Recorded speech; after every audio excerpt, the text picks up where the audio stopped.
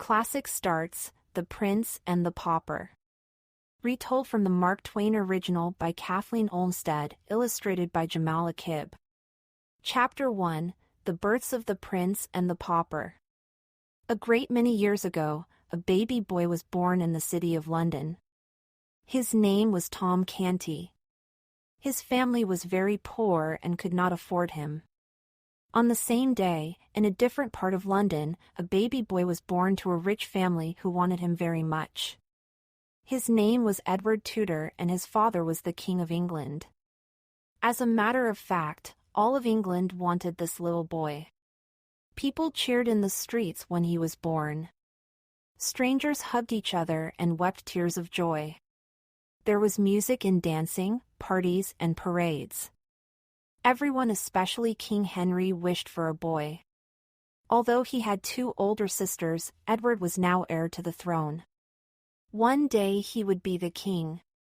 Edward, Prince of Wales, paid no attention to all the fuss. He slept wrapped in silks in his warm bed. He didn't have a care in the world. The king and queen, lords and ladies of the court, and important politicians all watched over him. Young Tom Canty did not have the same restful sleep. He slept wrapped in rags. There was no wood for his fire. His mother worried how she would find the money to feed this new child. She loved Tom dearly and was happy to have him, but she feared life would be hard for the poor little babe. She could barely afford food for her other children. Mrs. Canty kissed Tom's forehead and wished him pleasant dreams. Several years passed. Edward was surrounded by riches and jewels, while Tom had very little to call his own. Nevertheless, they both grew into strong, helpful, and smart boys. Tom Canty and his family lived close to the London Bridge on a street called Awful Court. Their building was old and close to falling down. Tom lived on the third floor with his parents, grandmother, and older twin sisters, Nan and Bet. They all lived in one room. Tom's parents had a bed tucked into a corner of the room. His grandmother slept in the opposite corner. Tom and his sisters had more freedom with their sleeping arrangements. They could choose to sleep anywhere on the floor that they liked. Nan and Bet were 15 years old. The girls were caring, good-hearted people, just like their mother. Mr. Canty and their grandmother, on the other hand, were not so kind. He was a thief, and she earned her money by begging in the street. Mr. Canty had tried to turn his children into thieves, but Nan, Bet, and Tom would not steal. And so the children had to beg. If they did not bring home enough money, Mr. Canty became very angry. Sometimes he yelled at them, especially Tom, in moments of rage. Tom's father often sent him to bed without supper. "If you can't bring money into the house, then you get nothing to eat," Mr. Canty said. On those nights, Tom's mother would sneak him food, a tiny scrap or morsel that she had saved from her own meal. Everyone felt hungry in the Canty household. There was never enough food to go around. Yet despite his many hardships, young Tom was happy with his life. It was the same as that of all of his friends. He didn't know there was any other way to live. One day an old priest named Father Andrew moved into the building. He did not have a parish of his own anymore, so he lived among the poor. The priest often took time out of his day to teach the Canty children how to read and write. Mr. Canty thought that spending time with books meant less time begging in the streets, so the children had to learn in secret. Tom was a very interested student. He loved the world of books and reading. The old priest even taught him a few words of Latin. Tom began to spend more and more time in his school. The priest told him tales of knights and giants, fairies, enchanted castles, kings, and princes. Soon Tom's head was full of these stories. He lay awake at night and let his imagination run away with him. He tried to forget all about the straw mat he lay on and his empty belly. Instead, he thought about life inside the castle walls. Over time, Tom developed one very strong wish. He wanted to see a real live prince. As Tom read more about the elegant lives of kings and princes, he began to notice how shabby his own clothes were. He came to realize that not everyone went to bed hungry each night. There were some people who did not have to beg on the streets for small scraps of food. He still played with his friends and enjoyed himself, but something had changed. While he used to enjoy playing in the mud and water of the River Thames, Tom now used this time to wash and clean himself. He was slowly trying to change. He wanted to be more like the people in the stories Father Andrew told him. When he was alone with his friends, Tom organized a royal court and appointed himself prince. He told everyone how they should act and what they should do. His friends enjoyed the game, so they played along. No one realized that Tom considered their play to be more than that. He was practicing for the day when he might actually be at court. Despite these fun moments, Tom still spent the better part of his day in his rags, begging on the streets. He still went home each night knowing that his father and grandmother might take their anger out on him. He still had to wait for his mother to sneak food to him late at night. Through all of this, his desire to see a real prince grew stronger. One January day, Tom walked through the streets sad and barefoot. There was a cold rain and Tom did not have a coat or umbrella. He looked into shop windows at sandwiches, soup, and pudding. He wished desperately for one of those sandwiches.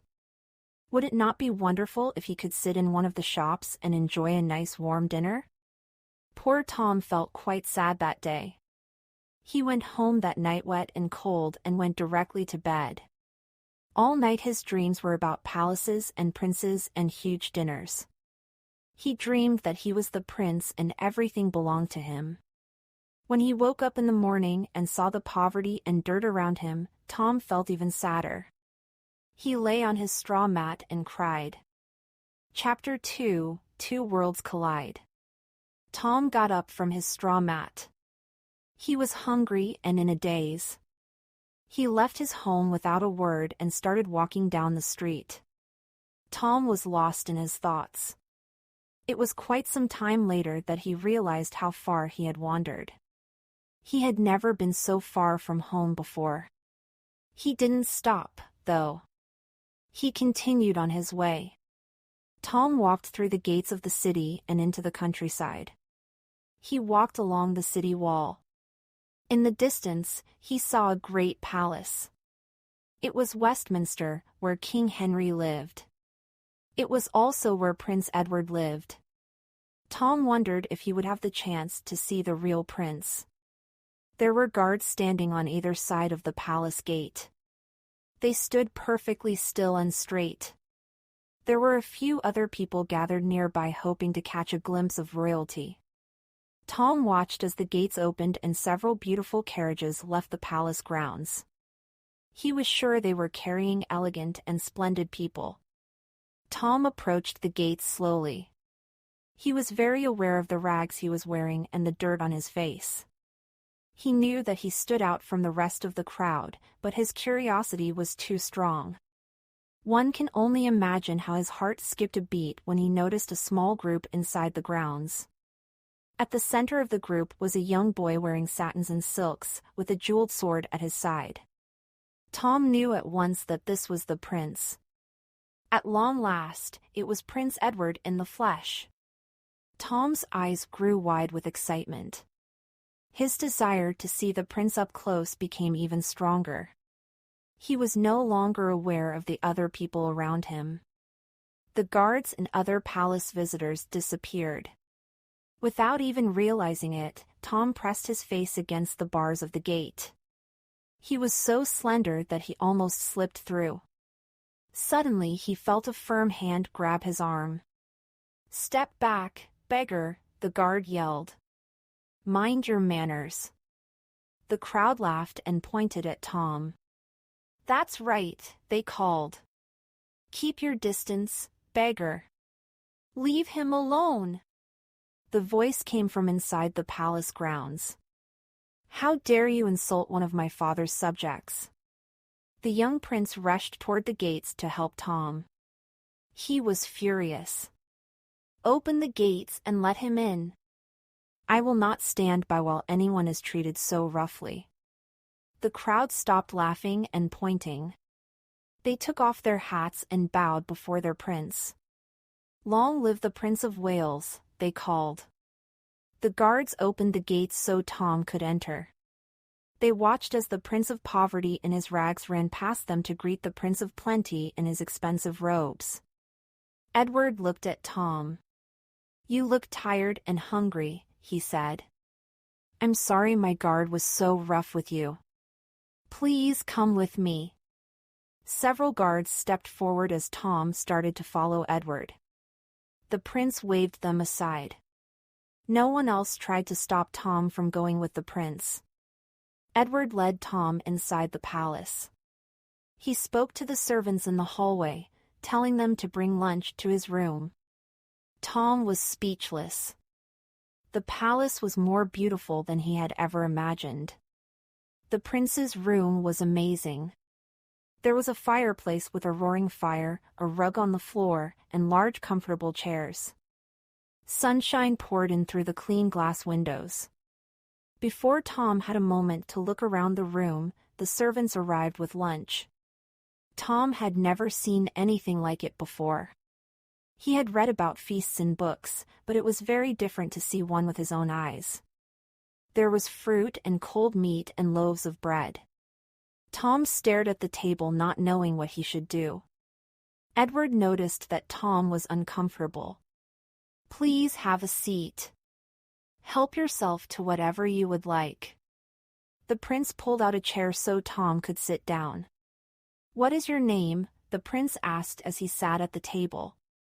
"Tom Canty." "Do you live near here?" "No," Tom said. It was difficult for him to talk. He was enjoying the food so much, but he didn't want to speak with his mouth full. "I live quite far from here in Awful Court." "Awful Court?" the prince repeated. "I've never heard of such a place. Is it nice?" "Well," Tom thought carefully before answering, "it's very different from your home." "And do you have parents?" The prince was very curious about this strange boy. He had never met anyone like him before. His clothes were rags and he wore no shoes on such a chilly winter day. "Yes. I have a mother, a father, and 2 older sisters. My grandmother lives with us, too." The prince noticed that Tom looked sad as he spoke.